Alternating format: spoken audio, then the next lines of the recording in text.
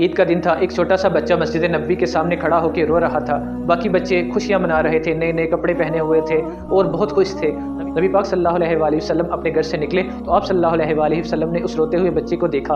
آپ صلی اللہ علیہ وآلہ وسلم نے پوچھا، اے پیارے بچے، تجھے کیا ہوا ہے؟ آج عید کا دن ہے، دیکھو سارے بچے خوش ہیں، خوشیاں منا رہے ہیں، نئے کپڑے پہنے ہوئے ہیں، کھانا کھا رہے ہیں، اور تو رو رہا ہے، کیا وجہ ہے؟ تیرے ساتھ ایسا کیا ہوا؟ اس نے کہا کہ میرے والد نبی پاک صلی اللہ علیہ وآلہ وسلم کی فوج کے ساتھ جہاد کے لیے گئے تھے اور وہ شہید ہو گئے، اور اس کے بعد میری والدہ نے دوسرا نکاح کر لیا۔ اب میرے پاس نہ والد ہے اور نہ میری والدہ ہے، نہ میرے پاس کھانے کے لیے کھانا ہے اور نہ پہننے کے لیے کپڑے ہیں، میں کیوں نہ رہوں؟ میں اور کیا کر سکتا ہوں؟ آپ صلی اللہ علیہ وآلہ وسلم کی آنکھوں میں اشکوں کی برسات جاری ہو گئی۔ آپ صلی اللہ علیہ وآلہ وسلم نے اس یتیم بچے کو سینے سے لگا لیا۔ آپ صلی اللہ علیہ وآلہ وسلم نے پوچھا، اے پیارے بچے، کیا تو اس چیز کو پسند کرے گا کہ حضرت محمد مصطفیٰ صلی اللہ علیہ وآلہ وسلم تمہارے باپ ہوں، عائشہ تمہاری ماں ہو، حسن و حسین تمہارے بھائی ہوں اور علی تمہارے چچا ہوں؟ وہ بچہ خوش ہو گیا۔ اس نے کہا، یا رسول اللہ صلی اللہ علیہ وآلہ وسلم، اگر ایسا ہو جائے تو میں کیوں نہ خوش ہوں گا؟ میں تو دنیا کا سب سے خوش قسمت بچہ بن جاؤں گا۔ آپ صلی اللہ علیہ وآلہ وسلم نے اس بچے کو اپنے ساتھ لیا اور اپنے گھر لے گئے، اس کو نئے کپڑے پہنائے، اس کو اچھے اچھے کھانے کھلائے۔ جب وہ بچہ تیار ہوا اور باہر نکلا